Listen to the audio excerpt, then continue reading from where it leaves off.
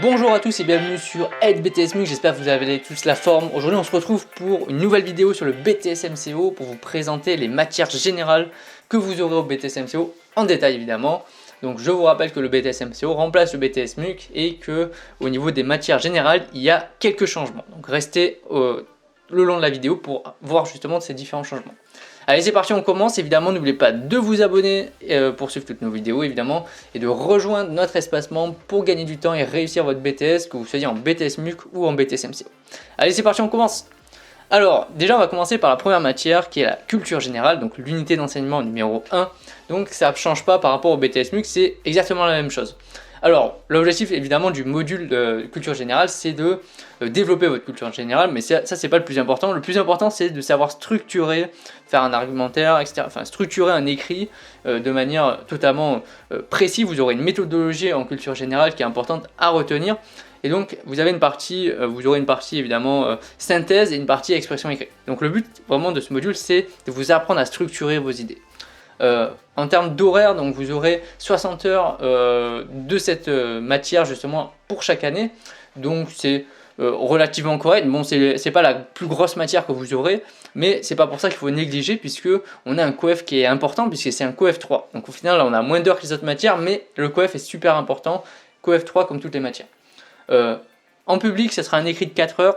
Et en privé, exactement la même manière, donc ça sera exactement la même épreuve, et ça ne change pas par rapport au BTS MUC, c'est un écrit de 4 heures. Justement, vous aurez pendant cet écrit donc une synthèse de documents, vous aurez un corpus de documents à votre disposition, souvent c'est de 4 documents, et vous devrez en faire une synthèse avec une méthodologie qui est vraiment adaptée et qu'il faut respecter de A à Z. Et vous aurez ensuite une deuxième partie en lien avec ce corpus de documents sur une expression écrite où là vous devrez apporter votre idée, c'est une rédaction personnelle par rapport au corpus de documents que vous avez. Donc, deuxième matière générale que vous aurez, c'est la langue vivante étrangère numéro 1. Donc, il y a toute une liste de langues vivantes étrangères numéro 1 qui sont éligibles. Donc, bon, l'allemand, l'anglais, l'arabe, le chinois, l'espagnol. Donc, moi, j'avais pris, enfin, etc. Vous avez plein de matières différentes. Et moi, j'avais pris anglais. Donc, ça, c'est la plupart des étudiants. Après, souvent, la deuxième cas, c'est l'espagnol et après l'allemand, souvent. Mais le plus fréquent, c'est l'anglais. En termes d'horaire, vous aurez 90 heures chaque année, donc c'est un volume horaire qui est assez important, tout ça pour un coef 3. Coef 3, donc c'est très important hein, puisque chaque matière du BTS MCO et coef 3, ils ont fait exprès pour qu'on se consacre entièrement à chaque matière et qu'on ne délaisse pas de côté une matière générale par exemple. Donc, comment ça se passe à l'examen pour la langue vivante étrangère numéro 1 vous avez un écrit donc qui va durer 2 heures et un oral qui sera au mois de juin généralement, alors que l'écrit est au mois de mai, donc un oral de 40 minutes. Donc dans cet écrit, vous aurez un compte rendu à faire en français, alors peu importe la langue que vous aurez choisi, vous aurez un document qui fera, je crois que c'est à peu près, c'est maximum 50 lignes, vraiment maximum. Et ensuite, vous aurez une expression écrite justement à réaliser, donc vous aurez 1 à 2 questions, et donc vous devrez par contre l'écrire dans la langue que vous avez choisie, donc moi c'était l'anglais. Pour l'oral par contre, vous aurez une première période de 20 minutes de préparation, vous aurez un document, alors ça peut être écrit, audio, vidéo, bon, la plupart du temps c'est écrit. Vous devrez préparer justement sur votre brouillon une présentation, donc structurée, toujours avec des grands 1, des grands 2, une intro, une conclusion, et donc vous aurez 20 minutes pour faire ça. Et une fois que vous aurez fini ça, enfin une fois que les 20 minutes seront passées, vous aurez votre oral de 20 minutes à réaliser, donc à présenter votre document avec une deuxième partie où vous allez discuter un petit peu avec votre examinateur. Donc coef exactement pareil, 1,5 pour chacun, donc ça fait coef 3 au total pour la langue vivante étrangère numéro 1. Enfin, dernière partie, donc dernière matière générale, c'est la culture économique, juridique et managériale. Donc ils ont regroupé, avant on avait en BTS MUC, d'un côté management et d'un côté l'épreuve de éco-droit. Donc là ils ont regroupé en un seul bloc éco, droit, management en même temps. C'est pas plus mal je trouve.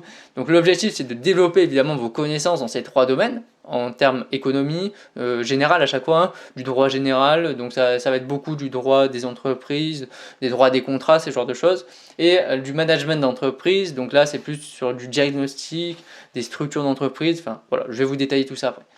Donc en termes de volume horaire, c'est assez important, c'est 120 heures, donc c'est comme les autres matières professionnelles qui sont autour de 120 à 150 heures aussi chaque année. Donc c'est proportionnellement, c'est bien réparti et c'est assez important. Et c'est des gros programmes quand même.